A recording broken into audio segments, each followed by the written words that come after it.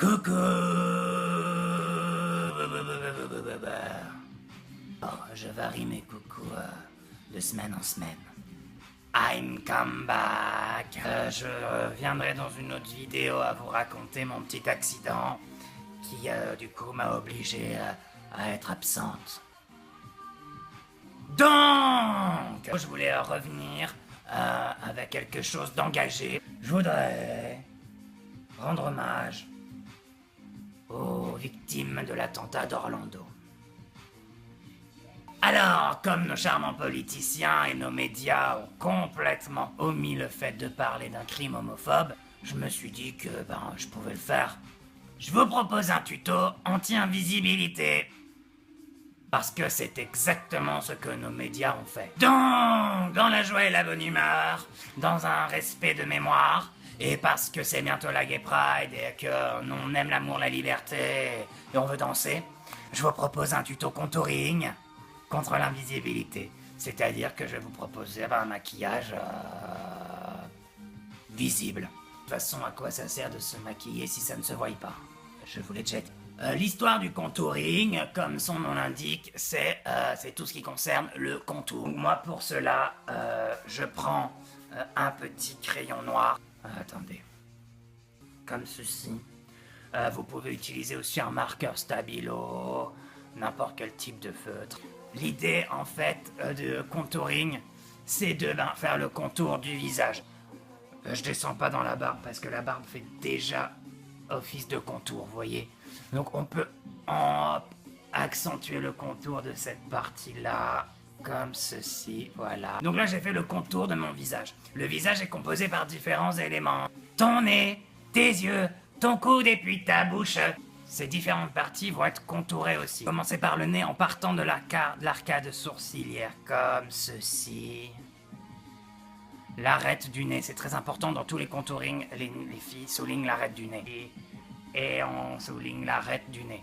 Voilà, on a entouré le nez. On n'hésite pas à entourer les narines, donc contouring de narine en anglais, ou de nose hole. Ouais. Un bon contouring, c'est un contouring qui entoure tout le visage, comme je vous l'ai dit, donc on part de l'arcade sourcilière pour entourer comme ça. Voilà, contouring des yeux. Les yeux sont contourés. On n'oublie pas de contourer les pommettes. Comme ceci. Ça peut être sympa parce que moi j'ai une petite pomme de terre au bout du nez. Il faut pas hésiter à mettre tous ces attributs en valeur. Donc moi, ma petite pomme de terre du nez, je la contoure aussi. Ma bosse de nez cassée, je la contoure aussi, comme ceci. Contour la bouche, même si c'est déjà fait. Voilà. Une fois les premières marques de contouring faites, on va maintenant placer des couleurs. Je vous conseille d'utiliser des feutres d'une marque quelconque, attention. Ça fait penser à l'arc-en-ciel et c'est un petit peu ce que nous allons faire. Donc, on va faire un contouring coloré, un coloriage sans dépasser les lignes, couleur de l'arc-en-ciel. Ça fait office d'arc-en-ciel, hein, voilà. À partir de là, vous agrémentez votre contouring des couleurs concernées. On ne dépasse pas, voilà, c'est comme ça, vous voyez. On refait le contouring et on ne dépasse surtout pas. Pour le front, on va parler astuce front tout de suite.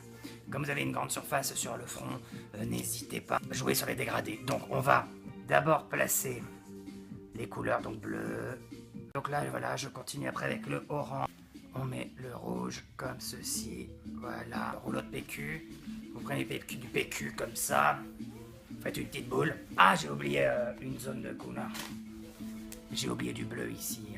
Bon. Donc ces zones-là, dans le contouring du visage, vous les estompez. Là, un joli estompage.